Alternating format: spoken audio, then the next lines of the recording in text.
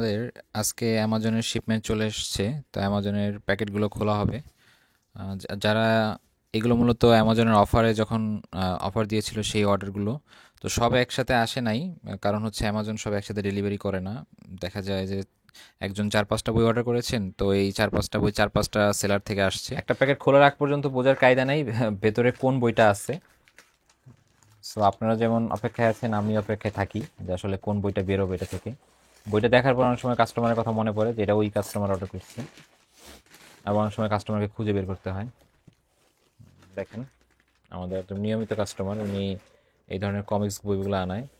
এবং কন্ডিশনটা দেখতে পাচ্ছেন কতটা ফ্রেশ কন্ডিশন আসছে, এবং খুবই রিজনেবল প্রাইসে আপনারা অ্যামাজন থেকে প্রোডাক্ট আনাইতে পারেন। এখানে প্রায় 3200 রুপি দাম বইটার। আমরা ইনভয়েস দিয়ে দিব, সামনে আপনি দেখতে পাবেন যে আসলে বাংলাদেশে কত টাকা পড়েছে। সো প্রত্যেকটা বই দেখতে পাচ্ছেন যে বাংলাদেশের যে কোনো বুক শপ থেকে কম পড়বে।